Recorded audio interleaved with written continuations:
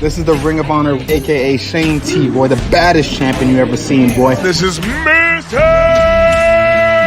Anderson. This is good old JR Jim Ross, and you are listening. You're listening to Knockouts and 3 Counts. Cover!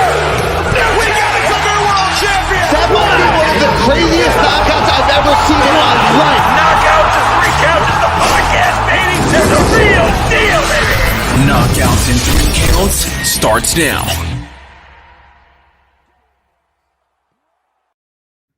Ooh, what up, everybody? It's not Tuesday and it's not Thursday, it's Sunday. But there was so much going on in the week of wrestling that I didn't get any chance to talk about. So I figured who better to talk about it with than our buddy, the All Mikey One himself, the freshly newly married Mikey himself. How you doing, brother man, from Breaking Down the Ring?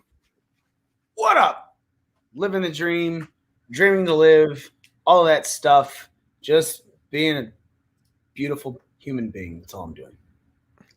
You know what? You keep doing it. You're killing it. You're killing it. Beautiful and all. But, dude, I mean, it's been a long time since we've been able to have you on the show. It's been 2 years probably at this point since I've seen you. I mean, damn, dude. It's been a while. Yeah. Aaron Lewis said it best when he said it's been a while. But at the same time, I've said it best when I said, bitch, I'm back. Hey, man, that's what I'm talking about, man. Here's the question. For any of you guys who check this out in post or are watching us live who know we used to get down on all these pay-per-view parties, have you guys had a bunch of people asking you guys yet when we're bringing back the parties yet? Because we have. We were trying to do SummerSlam at the Buffalo Wild Wings in downtown Detroit. It's where we've done all of our stuff. Make sure you guys go check them out. If you're in the Michigan area, the Metro Detroit area, definitely go check out the Buffalo Wild Wings in downtown Detroit. The problem is, hell yeah, we're all talking about coming back for SummerSlam, and then WWE and Allegiant Stadium connected for SummerSlam, and they said it was a Saturday. The problem is the entire Breaking Down the Ring crew, for the most part, Saturday work weekends. You know, bartenders, DJs, stuff us like too. that. So it's a free Saturday. Nope. Free Sundays are way easier to come by. We were trying to do SummerSlam, and we had to say no when we realized it was a Saturday. So we're kind of hoping that at least maybe not like a huge huge party like we were trying to do for SummerSlam, but at least maybe having people for the pay-per-views, the one right after SummerSlam, which I think is – I don't know what the one right after SummerSlam is. Yeah, it would have been Hell in a Cell, but they changed it. Yeah, I'm hoping to do a big party for Survivor Series. And all the rumors talking about, you know, the Great One might be back for that one. So we'll see what happens. Well, that's another thing that we're going to have to talk about on this here show. But I had to ask because I know for a fact we've had multiple people have come to us at this point. When are you guys doing a party again? I mean, we always had good times at Buffalo Wild Wings. We've given away NXT tickets and indie tickets and T-shirts and turnbuckle pads and every fucking thing else you can think of. This is why, like I say, when we're able to figure out what's going on with everything, Knockouts and 3 Counts will definitely be there back and in action. And I'm going to drag Corey's ass out with me for SummerSlam not SummerSlam, whichever pay-per-view we end up at, which is looking like Survivor Series. But now, since you mentioned it, what are your thoughts on all this talk with, you know, you got Roman, you know, you got potentially Roman versus Brock still in talks. You got what's already been announced, at least in what John Cena says he wants to do. You got Roman Reigns versus John Cena, which is what they're saying is going to happen for SummerSlam. And then on the other end, you got Goldberg coming back for Lashley. So what are your thoughts on this whole Roman Reigns situation? And what are your thoughts on what we've seen from him in the pandemic, and what do you want to see happen for the head of the table? Roman Reigns is the greatest storyline that WWE has going for it right now. Period. End of story. If you don't like it, get over it. Roman Reigns is spectacular. This character that he is going right now is pure maniacal. It is 100% just mentally driven. Egotistical. Hell, it literally got somebody out of getting fired from a DUI, right? And if Matt Hardy had any pull in WWE, Jeff Hardy would have never been fired for any of his DUIs and drug stuff. The problem is Matt Hardy had no pull. Roman Reigns has all of the pull. Roman Reigns is the engine of the train right now going down the track. And the fact that he has everything going for him and everything that they want, because the conversation kind of is they want Roman and an Uso versus The Rock and an Uso at Mania. Therefore, beginning it at SummerSlam. Survivor Series. I'll be very honest. What I would love to see at Survivor Series is, one, The Rock to come back for sure. But because if you're going to be doing Lashley, if you have him beat Goldberg, which makes all the sense in the world, right? You're putting Lashley over. You promised Lashley him and Brock Lesnar match. Lashley versus Lesnar at WrestleMania seems like it's the ticket seller.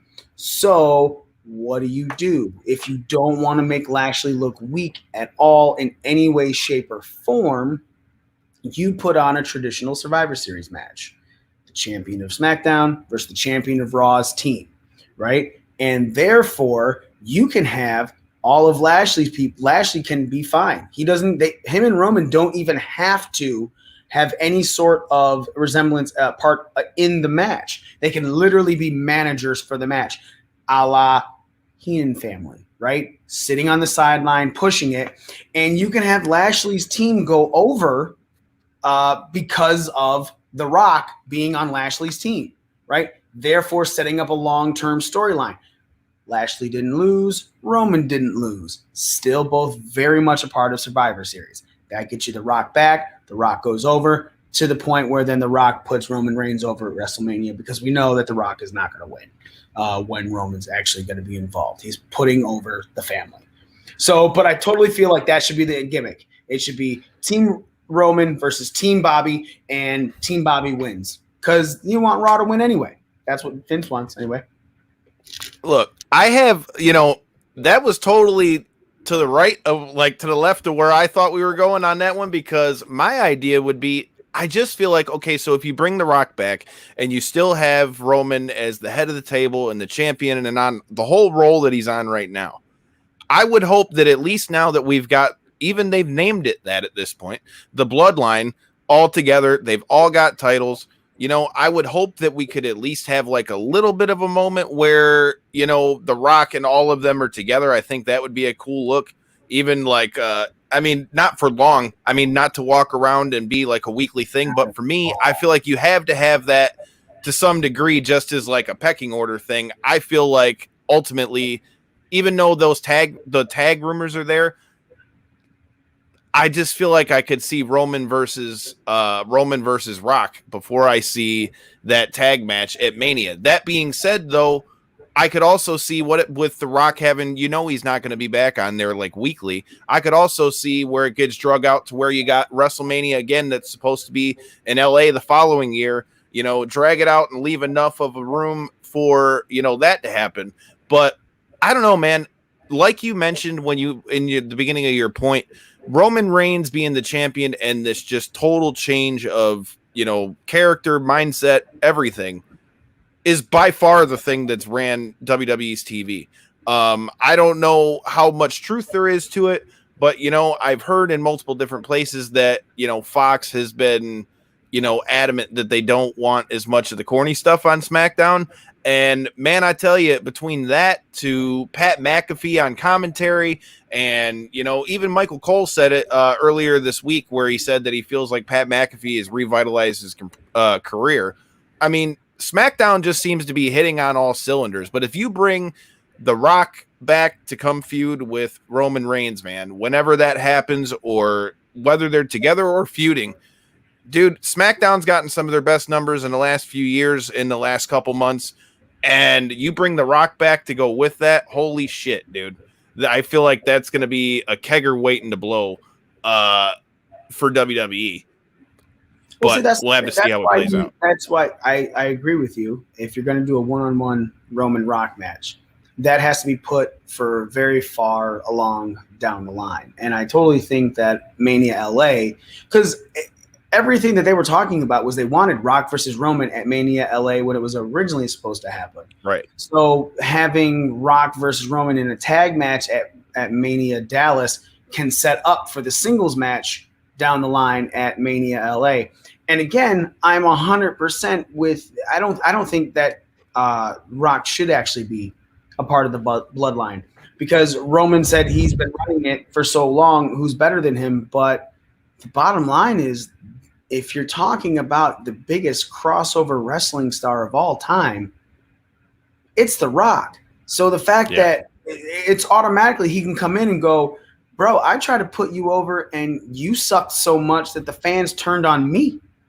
Like, I'm the ultimate. And don't think he wouldn't be throwing some shit like that. Exactly. You know, I mean, look, let's not pretend like Roman hasn't aged supremely well since then. I mean, even right now, you know, when he was on SmackDown, he's dropping lines like, bro, you're just basically the missionary position over and over and over again. To Cena, when last time him and Cena went back and forth on the mic, Roman was, you know, and Cena was just boom, boom, boom, boom, boom, boom, dropping him, you know? So Roman has gotten so much better in the ring, on the mic. He deserves everything he's given. But I don't think, I think, you know, Rock should come and be like, hey, you know, just normal Rock stuff. And Roman just looks at him like he looks at everyone. And then Rock's like, oh, you think you're better than me. You're so adorable. You're cute. And then, boom, all that stuff. Yep.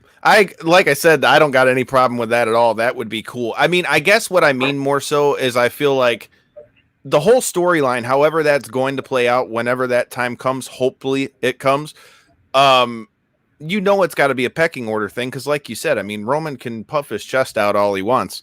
But if we're really talking about a main breadwinner for that family, I mean, you go back to whatever generation you want. There, like you said, there is no bigger crossover star than The Rock. So, I mean, however this shakes out, it's going to be a pecking order thing. And I feel like, if anything, especially where Roman Reigns is now, if they have a good match, which by all accounts, I don't see why they wouldn't, that would be the match that's just going to push Roman into that next peak.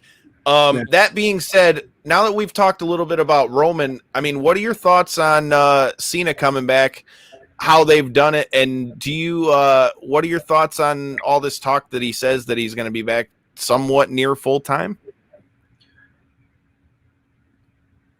for beyond SummerSlam? He's going to be back. They're saying, I don't know if they're talking about just inside SummerSlam, but the article I was seeing was saying that they're estimating that he's going to be back full time for a little bit. I'm assuming probably just for SummerSlam, and to get through that, like, he plans on being on the weekly shows and things, because I can't really see him being out there, especially with things like Suicide Squad and all that.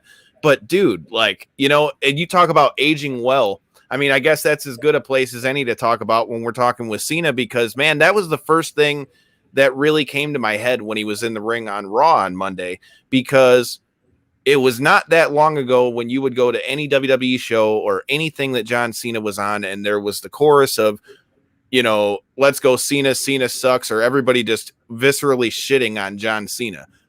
I feel like, right. Dude, shit. How many times at our parties, which you should come to once we get them back going, how many times have we had a John Cena sucks chant at one of those parties? You know, the John Cena sucks chant is one of the, in my honest opinion, I feel like if you're chanting John Cena sucks to his music versus let's go Cena, Cena sucks, it's the same thing as chanting you suck when Kurt Angle came out, right? Yeah.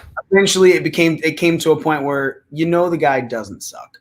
You know, the person is a huge star. You know, the person in himself has gone on to specifically state things that he wished he would have thought went the other way. Like, people shit all over Cena all the time for the Nexus losing to him.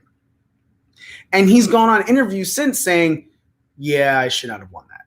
Right? So at least he recognizes the problems that a lot of people have had with him in wrestling, and at the same time to know, look, if hindsight 2020, if I would have done it all over again, I would have lost. You know, so that's the good thing about him. You can't knock a person who at least acknowledges their own problems, own mistakes, own fuck-ups, right? So now when Cena comes out and he's getting these pops, or even further down the line when it's, John Cena Sucks versus Let's Go Cena, Cena Sucks chance, he's going up against Roman right now. And Cena coming back is babyface 101, okay? Pander to the crowd. Do you like jorts or cargo shorts? Tell me what you like, so on and so forth. And he's going to get the pops that no one else could, therefore pushing the crowd further against Roman. Because look, Roman came out on the first ever SmackDown with fans, and originally there was a pop into boos, right? So it's not like people were completely against Roman. But then when Roman came out later that night, after Cena appeared on SmackDown earlier, it was a lot more boos. Cena's doing what he needs to do. Cena coming back is great. I'm sorry. I know a lot of people hate the fact that they feel WWE is bringing back old stars to take over spots, but look at the pops Edge are getting. Look at the pops that Cena's getting. They've always done it, man. I don't understand why people hate on WWE so much, especially when other companies are doing the exact same thing. Since when is Mark Henry and Big Show getting a pop the way they did when they came out on AEW, right? Facts. Like, it's just how it is. I'm not saying they need to take spots. Look at Sting matches, right? But sometimes stars need an extra bit of push. Therefore, they take on somebody old. WrestleMania 19 was 18. Yep. I was about to say 19 was Rockin' Austin, but 18 was Rockin' Hogan, Austin Scott Hall, older guys that are coming back in that are reliving glory days to take on new people. Hogan coming back and doing the heel turn in 96 revitalized his career, but also pushed a bunch of people. Big Show was a part of that in 1996. One of the newer guys going in. Sure, are there fuck-ups? 100%. Finger poke of doom. Nash beating Goldberg on his birthday to take the title from him, and then only finger poke of doom to Hogan. We're not saying that things are perfect, but Goldberg saw a massive push even further than what he was already doing when he beat Hogan for the WCW title. And he was the WCW and the WCW United States champion at the exact same time. Sometimes you have established people who have been built over 10, 15, 20 years to come in and put over guys that have only been in there for 5 to 10 years because they need that extra level push. Look, man, it's with any sport, okay? Let's be very honest. Look at this year's NBA Finals, all right? The Milwaukee Bucks literally showed, hey, maybe you don't need a super team to win, right? But look who had to go out from all of these in these playoff spots for them to ascend to where they were. Now, Milwaukee didn't fully take everyone out, but it's a new kind of era. Right. Okay. Jordan had to lose to other people and even come back and do it again when he was with the Wizards, putting over other people. That's how it works. I'm sorry. People can hate on it. People can go be all pissed the fuck off, but it does not matter. Some people are gods in the eyes of fans. Cena's one of them, right? Edge is one of them. The Rock is one of them. Austin is one of them. There are people that when they come back, they put others over to a level that they could not have been without the push from the other star. Hogan did it for Rock at 18, right? And Rock was already. What about who you just mentioned? You mentioned Sting. Okay, so Sting had a couple matches, but by and large, what has Sting done since he went to AEW? He put over Darby Allin. He's pumping up Darby Allin. He's basically saying this kid is one of the stars of the future. They're not pumping Sting is, oh my God, Sting's going to be the next AEW world champion. That is how, when you use, the guys and girls that you'll bring back, how it can help somebody else, else out. I think John Cena does nothing but good for WWE in this point, especially with the fact that he's on Fast 9. He's in the Suicide Squad. He's got all these movies that are getting ready to come out. He'll be all over the place. So for him to be back on SummerSlam, Survivor Series, for however long he stays with on WWE TV again, it's going to be a shot in the arm for WWE, which, if we're all honest, I mean, ultimately, that is great for WWE when you're talking SmackDown with Fox. Okay, even with Raw, they brought him back on Raw, even though Roman's on SmackDown. I know that Raw's ratings went up. Maybe not nearly to the degree that SmackDown went, because SmackDown has the overall better show, in my opinion. But, I mean, like you said, it's an ultimate shot in the arm for them. I think it does nothing but good. Just like you mentioned with Edge. I have really liked what I've seen with Edge, even to the promo that he cut on Seth Rollins on Friday, where he goes, you know what? I thought I had you all figured out. I thought I had everything together. I had the Mysterios having my back so that I would be good against the Usos. And then what happens? Damn, here comes Seth Rollins. But, for him to go into the whole Pandora's box thing and, basically go into that ultimate opportunist Edge. I mean, dude, I've really been entertained by what we've seen with Edge. And I mean, at Money in the Bank, him and Roman had a pretty damn good match. And just if Friday is any indicator, I think we're in for some good stuff between him and Seth. What do you think about that matchup? Edge and Seth? I don't see. I'm opposite with you on the Roman Edge match. I thought that match took way too long to get into. I thought that match was really slow. Eventually it ended great. It ended well, but man, I want to say the first I could see the slow part. The first 10 minutes on the match, I'm like, man, there's no psychology here. How many headlocks can you go into to give someone a breather? Edge doesn't need these breathers. He's trying to go. I think Edge versus Seth will work better. The thing is, I feel like Edge was working into Roman's style, which right now is normally really good. Right? This is like the first time I've seen a Roman in a match where I was just bored out of my mind at the beginning of it. But Roman's methodical match style that he's had since using this character, I've always thought was really well until the Edge one. So I feel like that just didn't gel too well. However, I feel him and Seth Rollins are probably going to go and fire on all cylinders and be great from start to finish. Yeah, man. I like I say, you can see, I feel like, especially with, if you go back to when Seth won the Money in the Bank in 2015, I mean, if you look at Seth's run and parallel to when Edge, got the Money in the Bank the first time and all that, I see a lot of shades of like an old school Edge in Seth. So that's why that matchup really interests me, because it still keeps Edge in a highlighted spot. It still keeps him up high. It doesn't, because I feel like a lot of people mentioned it too. I mean, I'm sure Bray was loving being a tag with his son Dominic, obviously with them winning the title, but it's a little bit down from where you were at with Roman. This keeps Edge right in the thick of things. And let's face it, if Edge doesn't end up near around the title, come WrestleMania time, I mean, for him to be around and things like that, where he can sink his teeth into with a guy like that, I think that only brings money with it. But speaking of things that bring money with it, dude, I just don't really know how to feel about this Goldberg Lashley thing.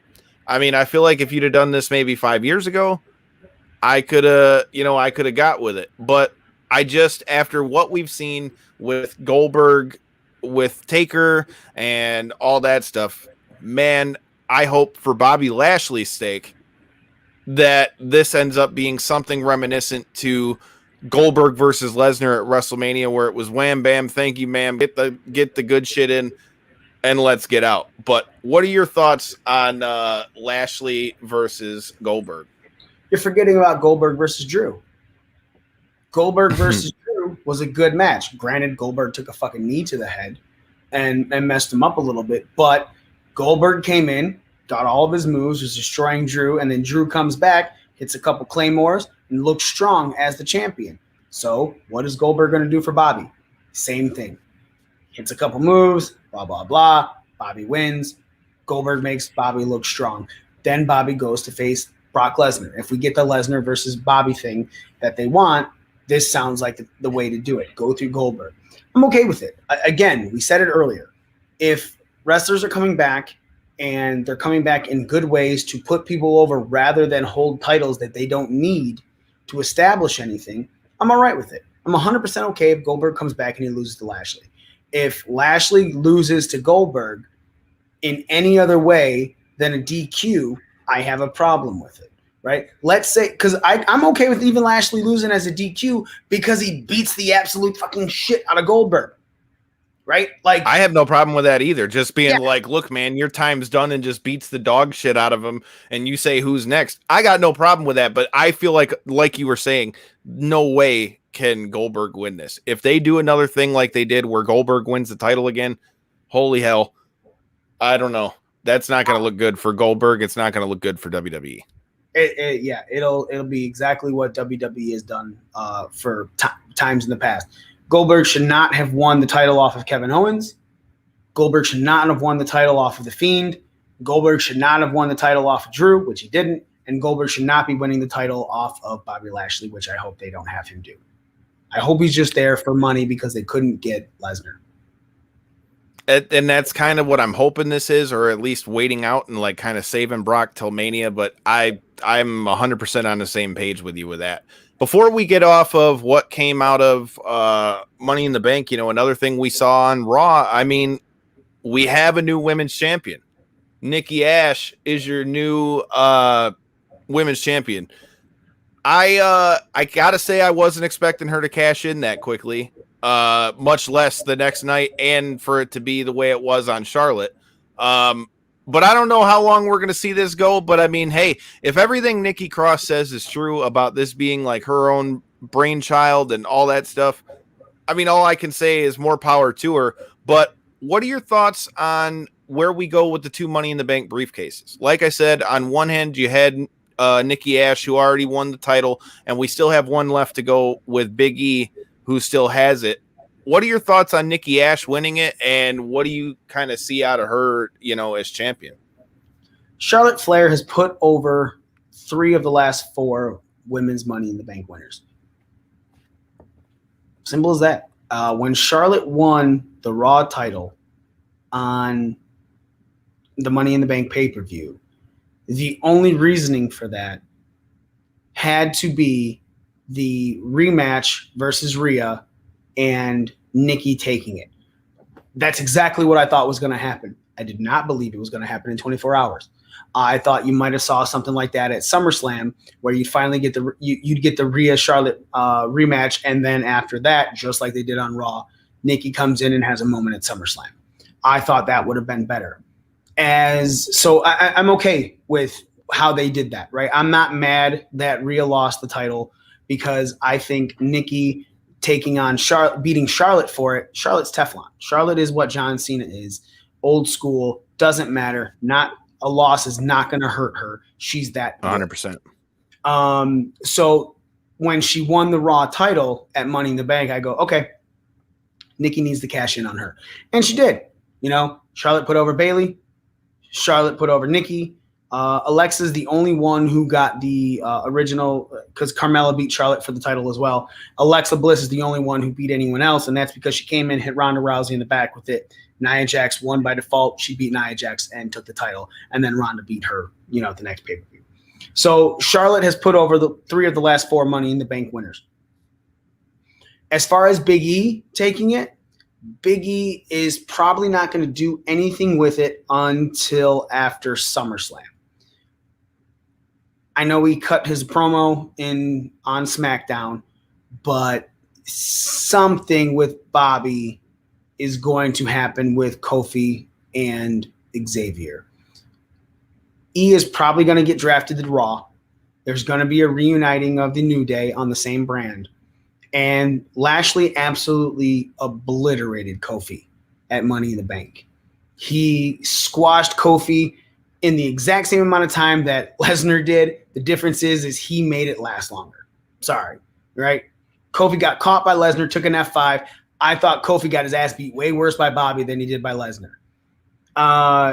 And so I think that now that Xavier Woods has a win even be it a roll-up win over Lashley, there's going to be some sort of mentioning about that. They're going to, maybe Woods and Kofi talk about it.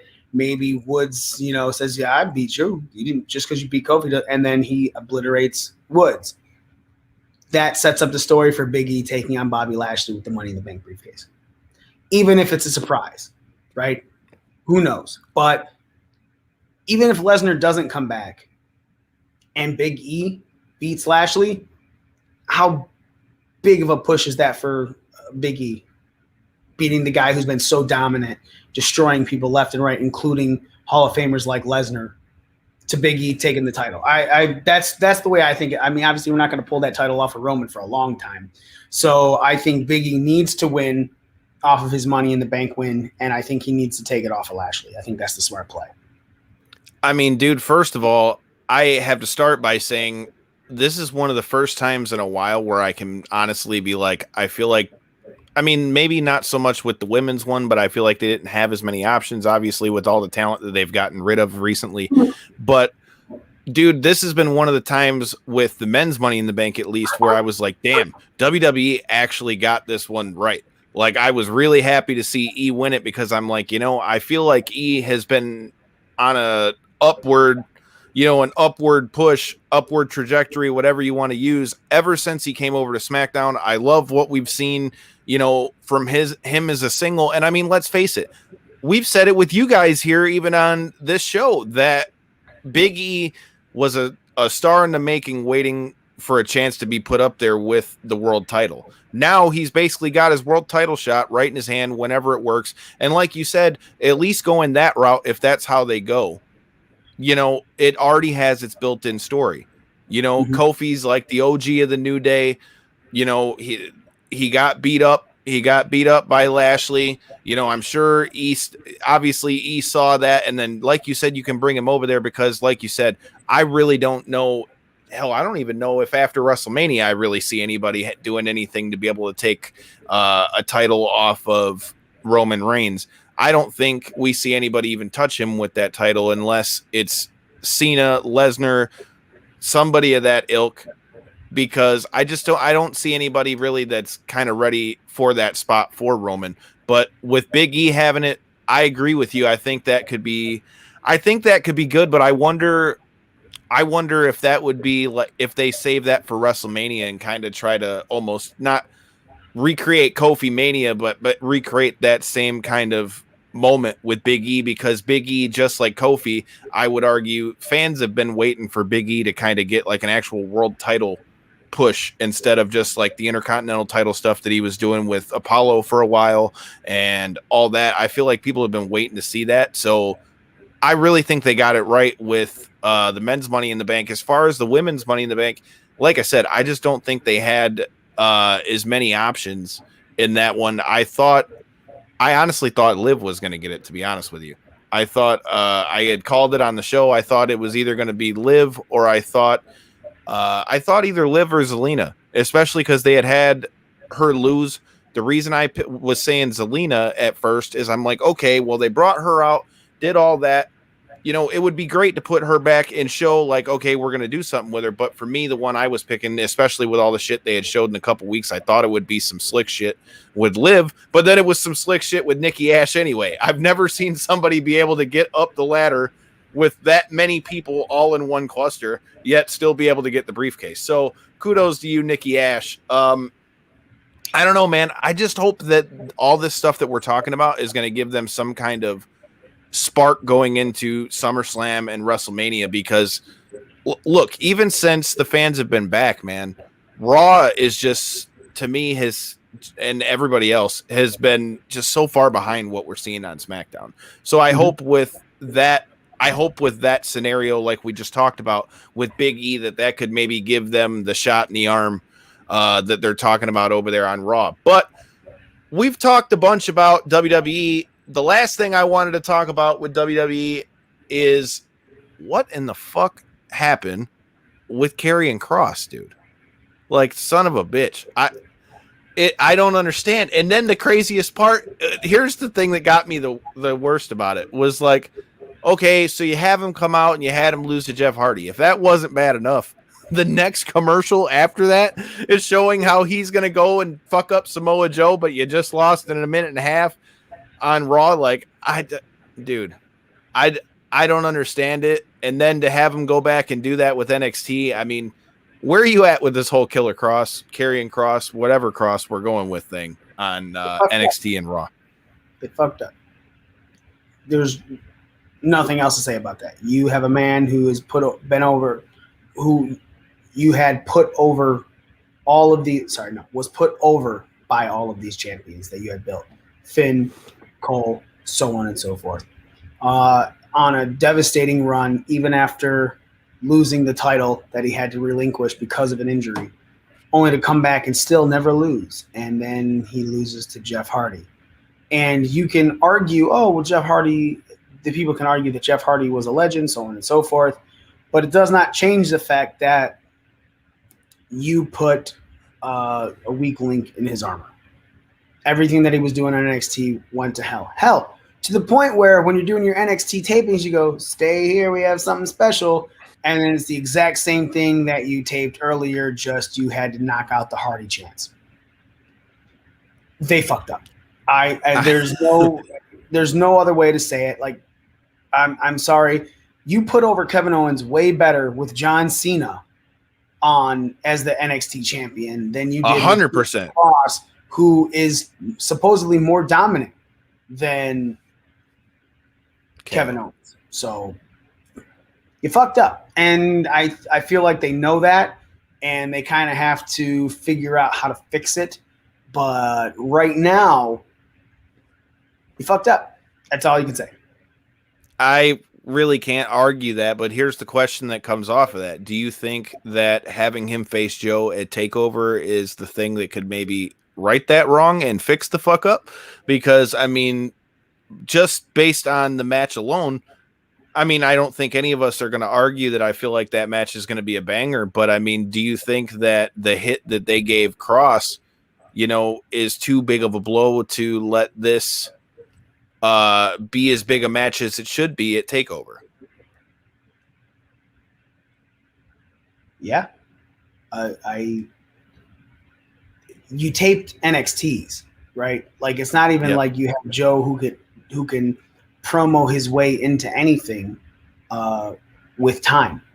You tape the NXTs. So it's not like there's a bunch of fixing. Oh, maybe because maybe Cross goes back and beats Jeff Hardy, right? I mean, it's not like he can. Hardy has COVID. So he's out for a while. And I don't know, man. You screwed up. You fucked up. There's really no saving what you did to destroy the build of Cross on NXT with what you did with Cross on Raw. I feel bad for the guy. I really do. You know, you get your call up to Raw and it's your job in Jeff Hardy, which I'm not trying to say it's a bad thing that he jobbed to Jeff Hardy, right? Jeff Hardy is a legend. Jeff Hardy is good. But Hardy has been losing on superstars left and right. He was 6-30, bro. In his last 36 matches, he was 6-30, and he beat the NXT champion. Right. And that's what I'm saying. Like, you're having him do nothing. It does not matter. See, that regardless of what his record is in his last 36 matches, the bottom line is Hardy still is a Hall of Famer. He's still a legend. Agreed. He's still a major player. But for him to beat a guy that's being pushed as unbeatable, having no weaknesses, no flaws or anything, the only thing that what? Scarlett wasn't with him, so that's why he lost, right? Like, you fucked up. There's just really there's no saving grace for this. WWE fucked up Karrion Cross. Vince McMahon and the main roster fucked up the NXT champion. Simple as that. I mean, and if anything else, it proves to anybody who didn't want to believe otherwise, it proves that NXT still is, and apparently, at least for now, always will be the developmental for WWE. But like I said, we've talked a bunch about WWE. Let's talk a little bit about, did you get to see Slammiversary, bro? Yeah. All right. So let's talk about Slammiversary and the things that came out of Slammiversary. First of all, the theme of this show seems to be, using these big names to, elevate, the next ones up. I think Impact has done another good job with that, with Deonna Purrazzo, with them working together with the NWA, because now, as we saw, Mickie James has arrived. The trash bag was Mickey's. She's there, and Impact going to face Deonna Purrazzo on an NWA show, but that means we're going to see more of Mickie on Impact. What are your thoughts on what we've seen thus far from Mickie showing back up in Impact, and what are your thoughts on a match between her and Deonna Purrazzo? I think it's genius. I think Deonna Purrazzo is having the best years of her career since being let go from WWE and showing up on Impact. 2-time Knockouts champion, Impact Wrestler of the Year for 2020, Impact Women Knockout of the Year for 2020. Her winning and then talking to Mickie. Mickey's trying to put on an all-women's pay-per-view with NWA. Fuck yeah. Do it. And have it headline with Deonna Purrazzo and Mickie James. Yes, please. There's nothing bad here. Just like there's nothing good with the Karrion Kross shit on Raw, there's nothing bad here with Deonna Purrazzo and Mickie James. Sign me up. I'm in. Take my money. Tell me when, and I will fucking watch it and be happy as fuck the entire time, because Mickie can still go. Deonna's amazing. Period. I could not agree with you more. I was so bummed that we never really got to see Deonna do as much as any of us would have liked her to do in NXT. Like, she was one of the ones when she came in, I'm like, damn, all right. Like, I really feel like she could shine in NXT. And like you said, I mean, we never really got to see it. And then she goes out to Impact and boom, it's right to the top. And then you've got, she's also doing her thing in Mexico and all these other places too, man. So it's like, I love seeing what we've seen from Impact, man. I mean, I'm really interested to see what we see with that. Like you mentioned, NWA Empower, that's going to be fucking dope. And anybody that's hating on why do we need to do another all women's pay-per-view, dude, as long as you've got good talent for it, I'm all for it. I think it's going to be a great show. Grow the fuck up. Thank you. How many fucking pay-per-views featured no women because women weren't being pushed enough? How many pay-per-views featured no women because, women weren't as strong, as viable as they should have been? Women's Evolution in WWE, great pay-per-view, right? But it was all WWE stuff. The WWE Mae Young Classic. Also, technically, women's pay-per-views, right? Let's be very honest. Women were wrestling from all across the company, all across many companies. The difference is now somebody is, when they're showing up on whatever NWA is going to call it, this women's pay-per-view, is all of their accomplishments are going to be touted rather than what WWE wants you to see, right? So Deonna Purrazzo, Mickie James, whomever else you're getting, you got to figure they're going to be getting Britt Baker. It makes so much sense for Britt Baker to be a part of it. And that's been another thing too, not to cut you off, but dude, that's another thing I've been talking about on the show for the last few weeks. Like, I don't think it's even arguable at this point that obviously AEW is getting the better end of this Forbidden Door thing. I don't understand why. If I think so, dude. From what? Really? You think Impact is getting? You think Impact's gotten like equal playing on this door thing? Because I feel like with Kenny coming in, and I think Impact is seeing way more out of this than anyone else. Come on, man. You kidding me? Who is the first? Who's the first person outside of New Japan to be offered a spot in Bullet Club, the greatest faction in wrestling since NWO? What company is that person on? Impact. One. No, not a single other person outside of New Japan has been offered that, right? The interaction between the leader of Bullet Club and the leader of the Elite happened on what show? On Impact.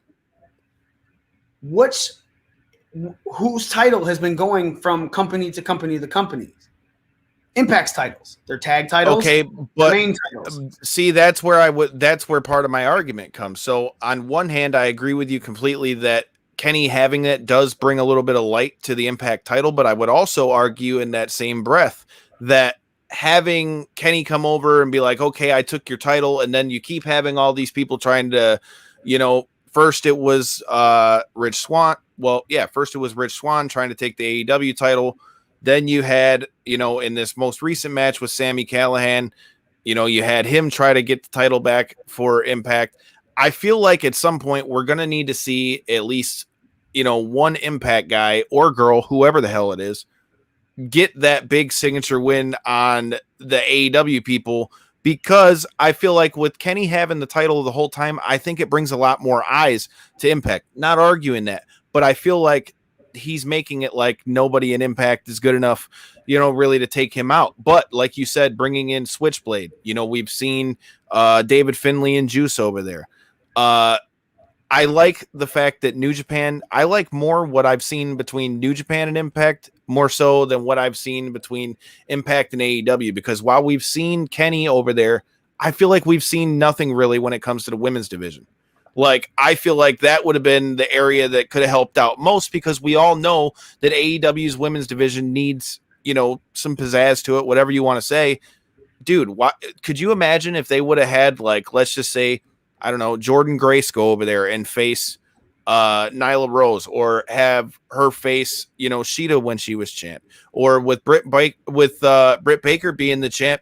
Dude, I loved seeing Thunder Rosa, but could you imagine Britt Baker versus Deonna Purrazzo on that pay-per-view? Bro. Thunder Rosa is all elite. Thunder Rosa just lost to Deonna Purrazzo on Impact. I know. Slammiversary. I get. Well, she wasn't. Look, she wasn't at the time. AEW is Tony Khan's pulling a Vince McMahon. I'll be the first one to fucking say it. Tony Khan is protecting his stars the way Vince protected all of his people. Vince doesn't want his titles going anywhere, right? Name someone who's an AEW title who's even remotely looked like they was going to go anywhere else. Look at Britt Baker. She's not going to touch anyone else in anything, because why is Britt Baker always going over, right? Thunder Rosa lost to Deonna Purrazzo, but it wasn't until 3 days later that Thunder Rosa was announced as All Elite official, right? She was technically NWA at that time. Yeah. But we all know that Thunder Rosa was announced with AEW's community efforts 2 days before that.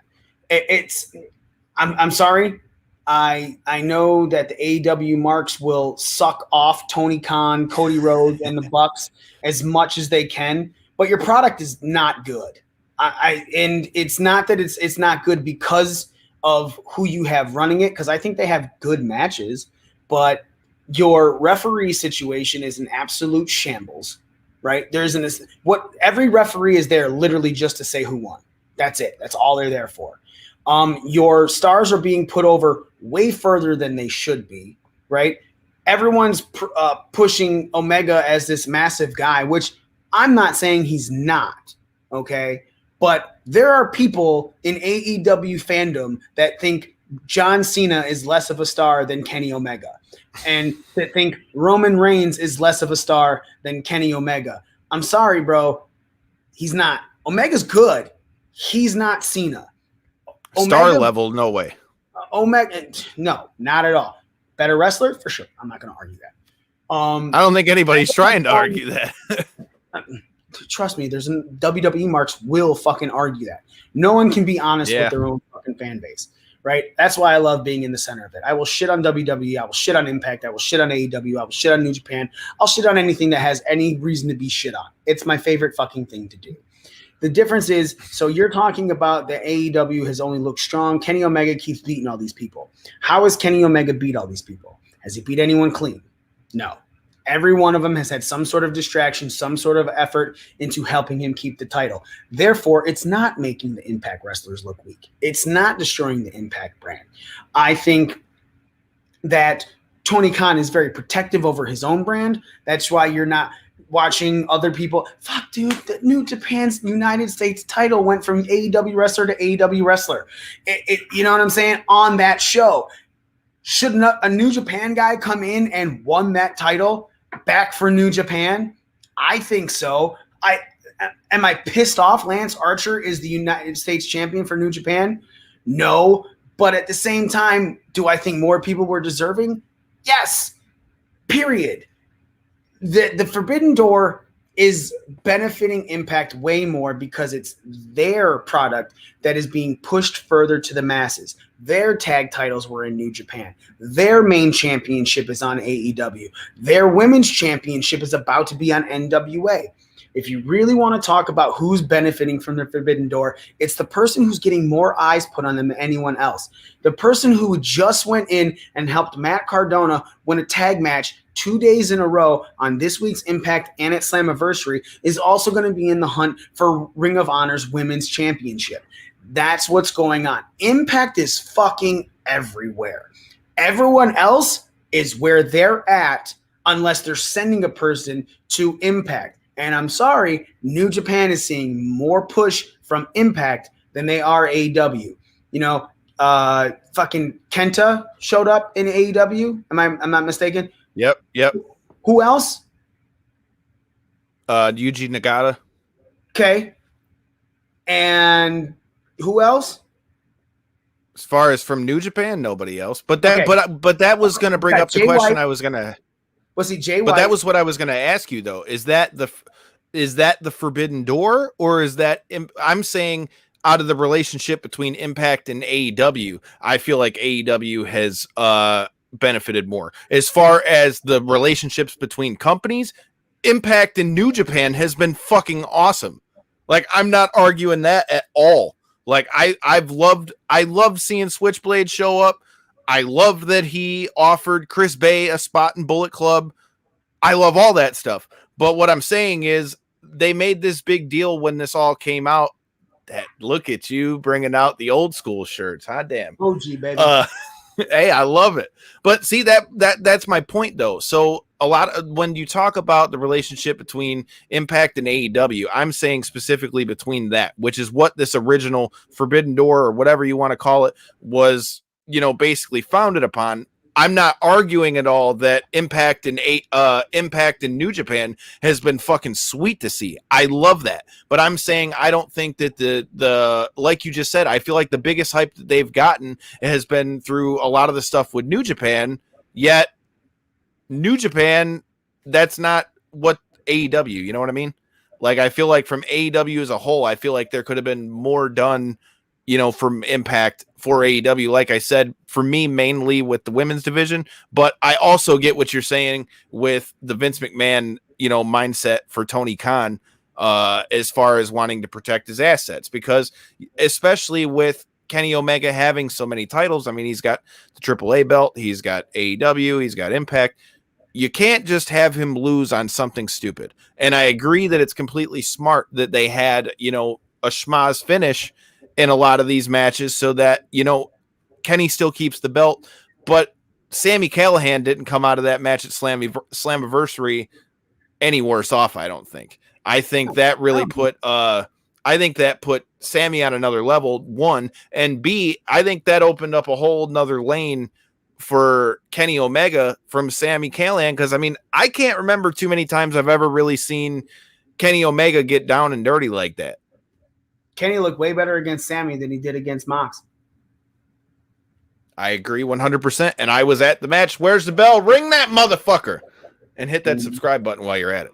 But yeah, dude, I agree with that 100% because the Mox match, it felt like they were just trying to push the whole, especially with it being the whole death match thing, oh my God, this is going to be so crazy. When you had the match with Sami, I feel like Kenny just seemed a lot more, I don't even know what the right word is for it. I'll be very honest. The Mox Omega match told a way better story than the Callahan Omega match. Like as far as an in-depth, what you're doing in the head, psychology wise, Mox and I'm not trying to knock Mox and Omega. Obviously the only bad thing about that was honestly the ending, but for what did something better for Kenny was the Callahan match, right? It put him on another level, at least in the hardcore style of things.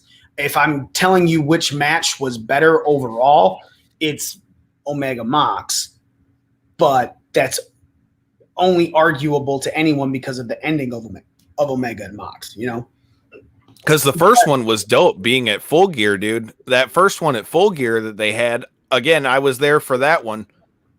I can tell you from everybody that was sitting around me at that match, everybody I talked to when we went outside the arena, there was not a person in that entire fucking arena that wasn't like, holy shit, what did I just see the first time they went? I feel like if we could have had something similar to that with this last one, maybe so, but I agree with you as far as the match itself.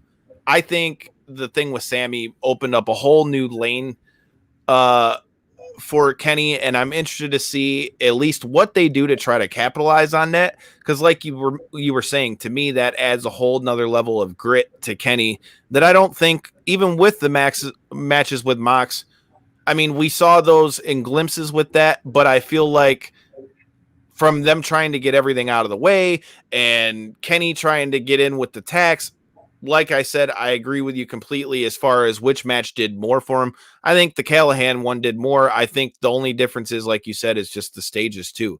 Because like with them doing Mox versus Omega, I would argue that maybe that has more eyes on it. But as far as which match did more for him and which one did I enjoy more, hands down, Callahan versus Omega, I feel like was my personal favorite of those two. But you brought up something else before I get off AEW. Look, man, we talked a little bit about AEW.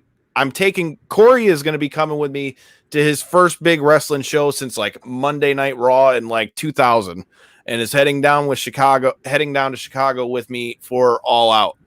There's been a lot of rumors about Daniel Bryan's basically been signed to AEW, and we're also hearing that there's a very similar talk with CM Punk, and with All Out being in Chicago, I mean, hell, what better place for him to show up? What are your thoughts on that? Do you think where there's smoke, there's fire? And if it does go down how everybody's saying it's going to go down, what do you think about them going to AEW? And do you think they're in danger of getting too many ex-WWE guys? No, I don't think anyone's in danger from getting too many ex-WWE guys. I feel like when you find a name, you sign that name. Bryan, Punk, their names. They're going to draw the things that you were hoping to get more so than anyone else. I feel, look, I said earlier that I think AEW sucks, and I do. I'm not a fan of AEW, and it's mainly because of the referee situation, right? I can't follow a match if you can't tell me how it's supposed to go. WWE is not the greatest, is not a spectacular product either. I'm not trying to make it seem like I'm a WWE mark. If I'm a mark for anything, I'm a mark for Impact, because I can follow Impact top to bottom. They do weird things with stories, and then all of a sudden it makes fucking sense, right? But AEW is just it's the indies have money. Is what it is, right? The referees in the indie scene, if you go watch any type of indie show, the referee's just there, right? And they go 1, 2, 3, that's it. AEW, that's what it is. It's, you know, I would love to see some sort of something with AEW. Like, I know I'm getting off on a tangent here, but let's all good. Just quick mention, Nick Gage is coming in to face Chris Jericho in the second round of the MJF thing, right? Nick Gage is facing Chris Jericho in a no rules match, okay? Obviously, you know Jericho's going to win, okay? You know Jericho's going to win because he's going to go and face MJF.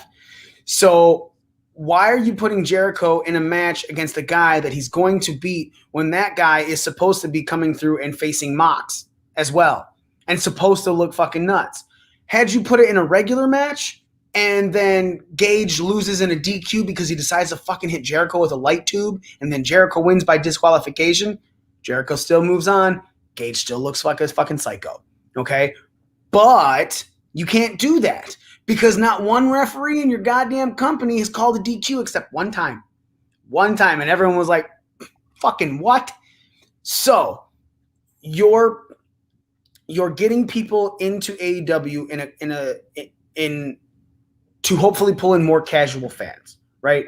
That's why you pull in a WWE guy. Period. Smartest thing in the world was AEW putting that title on Jericho to start the thing off with, because it's a guy who's had eyes.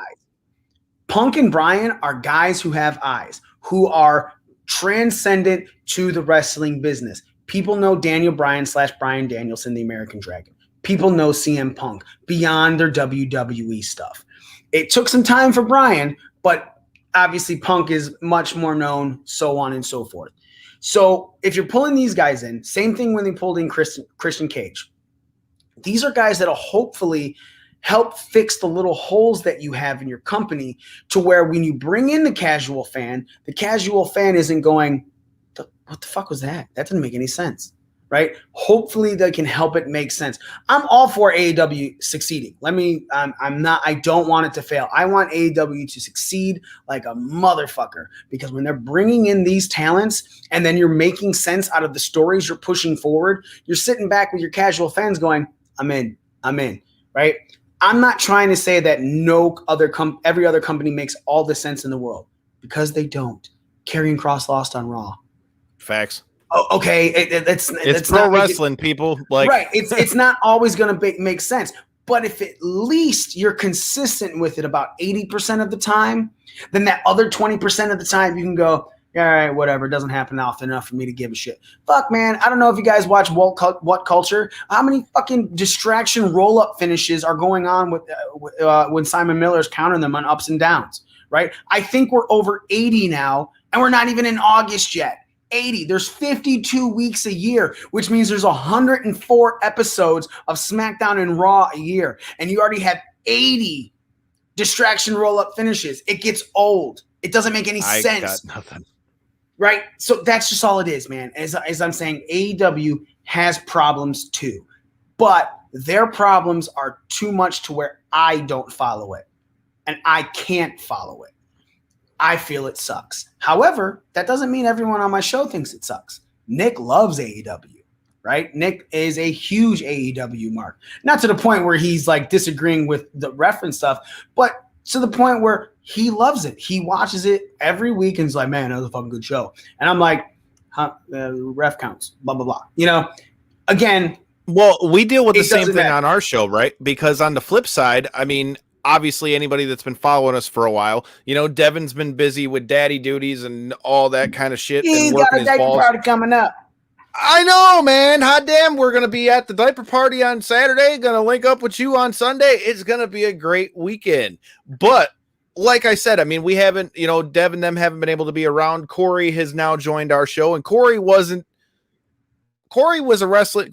wrestling when we were younger.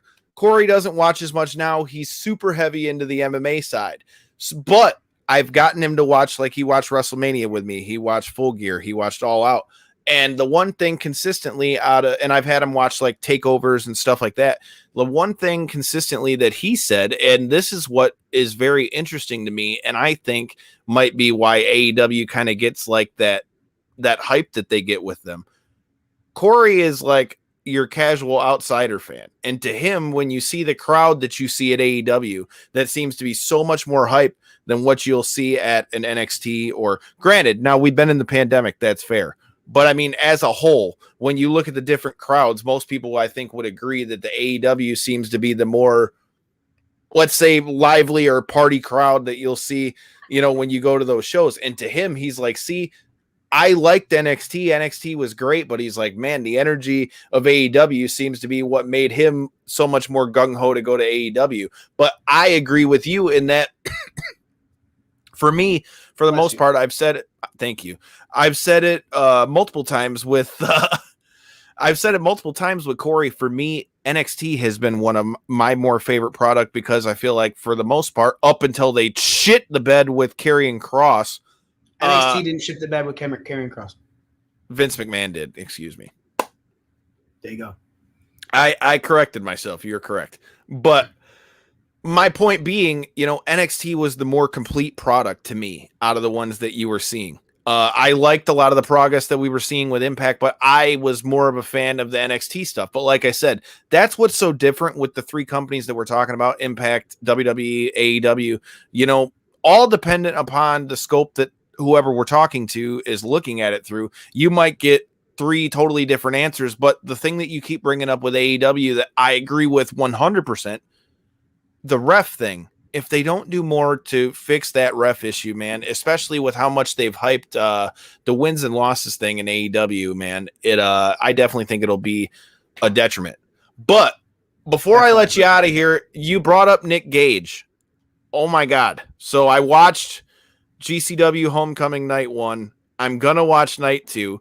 First of all, before I get to the main event and the main thing that we need to talk about, holy shit. Shout out to past guest of the show, Nolan Edward. He fucking did his thing against AJ Gray. That was a badass match.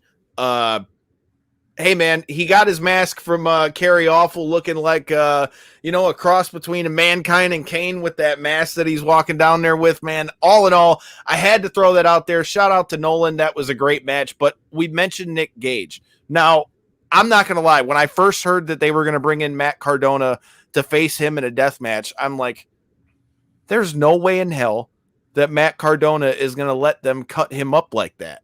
Like, there's no way. And then I watched the match, and for it being a death match, we talk about stories in wrestling. There was definitely a story told in that match because they went a good, I don't know, at least 10 minutes or so before Matt Cardona ever got cracked with glass or anything. Nick Gage got cracked right off the rip, and they looked like little pitter-patter shots at first.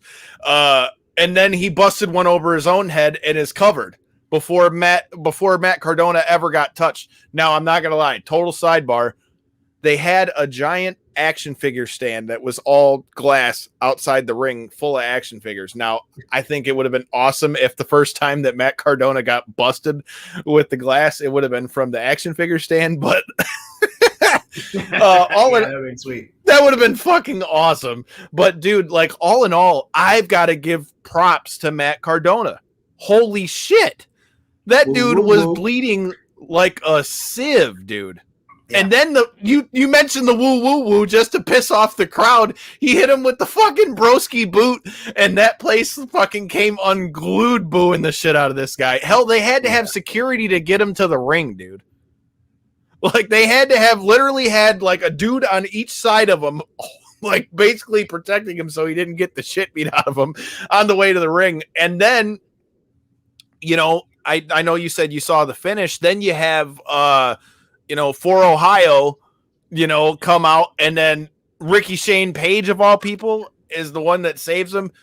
You talk about storytelling.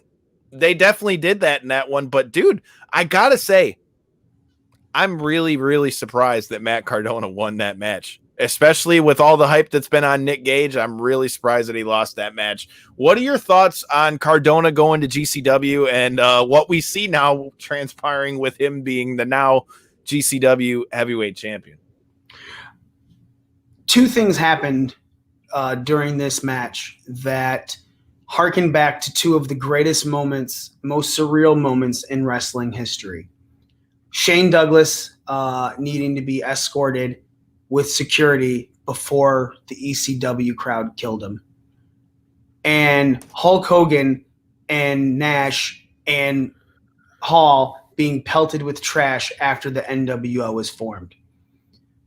Cardona needing security, Cardona being pelted with trash. Matt Cardona has been someone that we on our show have wished would be featured in heavy storylines on WWE. Agreed. When he was there. I have no idea why he wasn't. Him winning especially the IC after title, the stuff he did with Kane. Him winning the IC title at WrestleMania was a huge moment. Very much hyped, very much talked about, only to drop it the next day. What you said, all the stuff with Kane, the stuff with Cena. When Punk won, right? And it's him, Bryan Danielson, Daniel Bryan, Cardona, Zack Ryder, all in that photo shoot for the champions where all the indie guys were holding the WWE major titles. He's always been something that WWE had no idea what to do with. He got himself over on the internet. He showed WWE what social media was.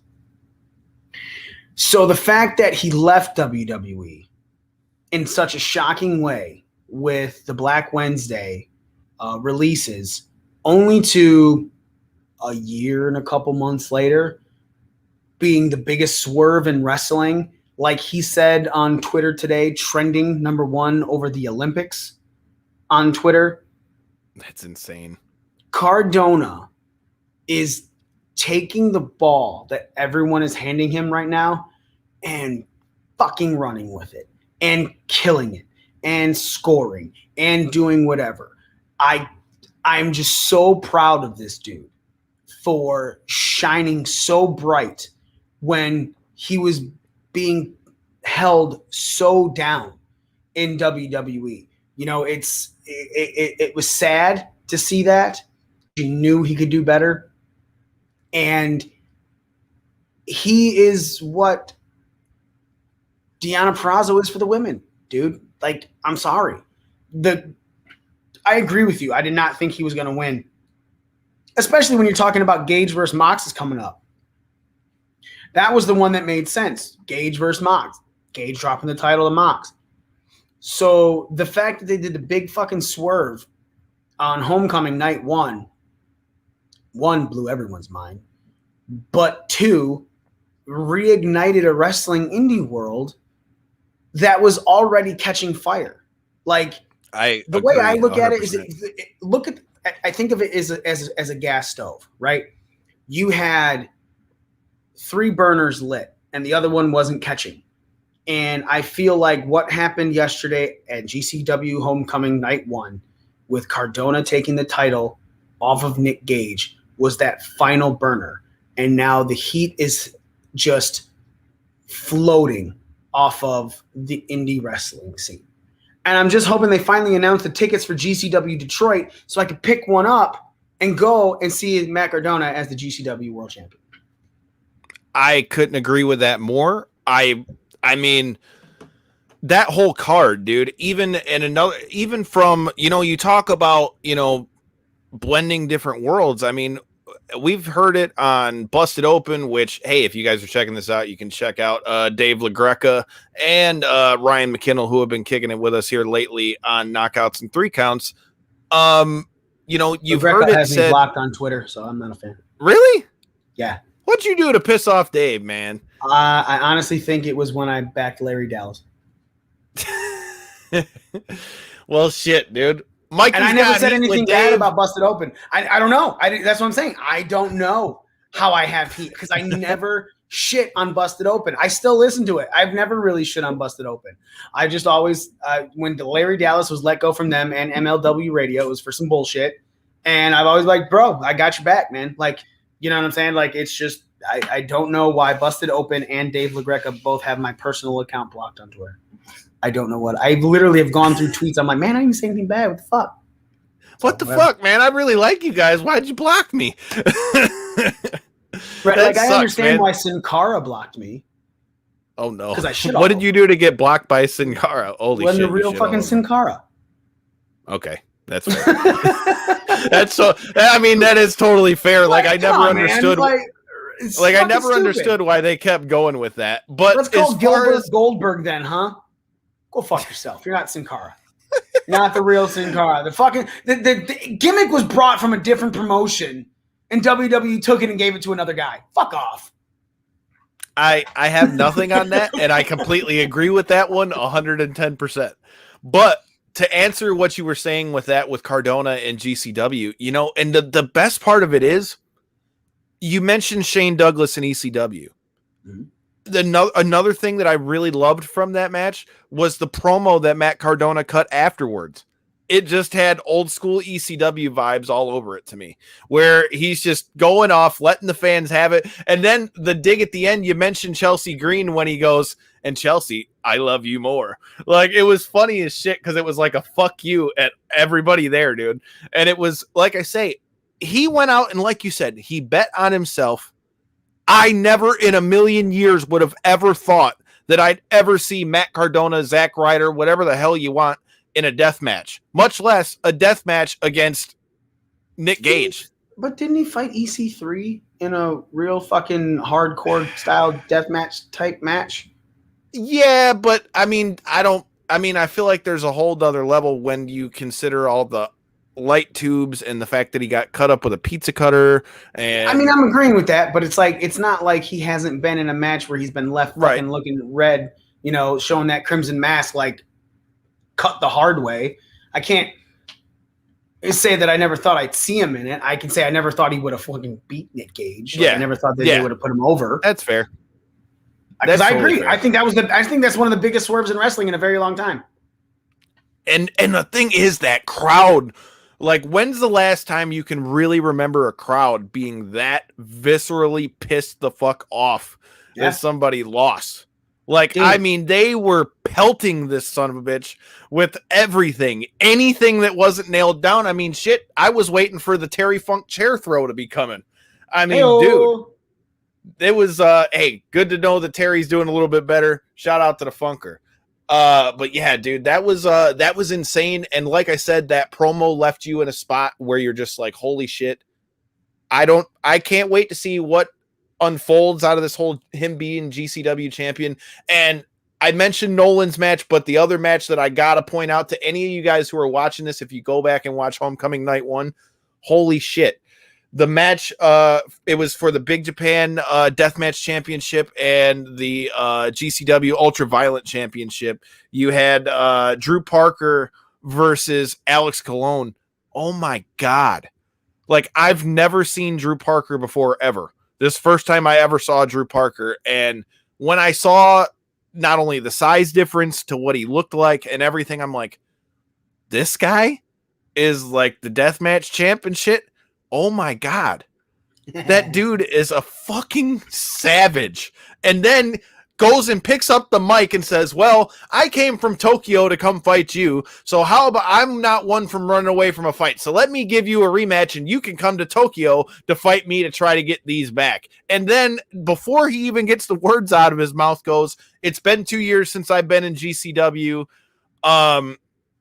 Jimmy fucking Lloyd, you beat me and I don't take losses lightly. I'm going to face you tomorrow night for both of these titles too. So this dude unifies the belts, is like completely a gory fucking mess. And then fuck you, we're going to do it again tomorrow night because I got to get my loss back. Holy shit. I don't know what it is, but something about Drew Parker impressed the fuck out of me. Brett Lauderdale, if you're listening to this, when you come to Detroit, Knockouts and 3 Counts would gladly bring Drew Parker on if you decide to bring him to Detroit. But yeah, man, I had to point that match out because holy shit, I've never seen that guy before, but I'm telling you, if you go back and watch the clips from it, that dude is fucking insane. Fucking insane. But I've kept you for a while. We've talked about everything under the sun with pro wrestling. This Tuesday, we're going to be joined by our buddy Donnie, the real deal Baloo, before he goes to war on Friday for LFA on UFC Fight Pass. And then we'll be joined Thursday by our buddy, the Nasty One, Bobby Nasty Nash, before he goes and takes that welterweight strap at XFC 45 on Fox Sports 2, which, hey, we're going to be working the press conference. So make sure you hit that subscribe button so you don't miss it. But before I let you get out of here, man, tell everybody where they can find Breaking Down the Ring. And if I'm not mistaken, you guys have got some pretty dope ass shit coming this week too, don't you? Yep, we do. Follow us. Tell them. Yeah, no. I'm like, damn, I threw you the big softball. Yeah, that's, you know, you gotta make it seem like I'm an idiot. Build the suspense, brother. BDR Cast. Anywhere you go, find your social media. BDRCAST. Twitter, Instagram, Facebook, breakingdownthering.com. Go there if just in case you want to make that easier. Breakingdownthering.com has all of our social links right there. You can click it, you follow us. I got married recently. Boom, there's a ring. Congratulations, guy, and you got stunnered even at your own wedding. Shit. And yeah, the guy that gave me a stunner is Impact's own and possible newest Bullet Club member, Chris Bay. So we're gonna have a conversation with him really soon. To talk about how that all came about because it was fun. And I'll say it. I've said it once on our show. I'll say it right here as well. Chris Bay is probably one of the most genuine, spectacular, wonderful human beings that you could ever know as a person. And my wedding would not have been as good as it was if it was not for him. So shout out to Chris Bay, the ultimate finesser. hopefully new Bullet Club member. Too sweet. As far as I'm concerned, he helped my wife go over me, so that means she is now part of Bullet Club. That makes me part of Bullet Club. That's why I'm rocking the original shirt, because I am Bullet Club. Bullet Club. Too sweet, bitches. I'm official. You guys are just you. That hurt, bro. That hurt. I don't care. Damn. Well, damn. All the years we've been friends, and that's the kind of way I get to go out on my own fucking show. I was talking to the people watching, not you. You took it personally. That's not on me, dog. That's fair. That's fair. See, this is why I miss you motherfuckers, dude. We got to get everybody back together and do this shit again, dude. Like I said, we've got some good shit. They've got some good shit. And if you're a fan of pro wrestling, you need to be checking out the homies at Breaking Down the Ring too. And like I said, we've got an action-packed week coming from the MMA side of things. But hey, we mentioned SummerSlam. Ding, ding, ding. Read the fucking bell. Ring the bell. I'm going to be in that bitch with our buddy Megaran, linking up with some of our buddies at Extreme Couture and more. Uh-oh, Eddie J coming in the clutch at the end. Glad I caught this live. Would have commented earlier, but Mikey speaks like he's cutting the main event promo. Ed, we love you, dude. First of all, Ed will always and forever be the #1 Knockouts and 3 Counts fan because he has KO3C Pod fan as his fucking license plate. Like, hot damn. Yeah. You take the cake. That shit is cool as shit. Eddie J will always be the #1 fan of Knockouts and 3 Counts. But hey, like I told you guys each and every week, if you guys check us out on the podcast platforms and leave us a review, I'll read that shit on the show. We need as many of those as we can. It helps us get our name out there. But hey, man, like I said, I enjoyed having you on. We'll definitely have to get all the homies on here again soon. And make sure you're staying tuned to all those social medias we mentioned because, hey, we'll have a party coming at you again soon, too. Until next time and in the in-between time, peace.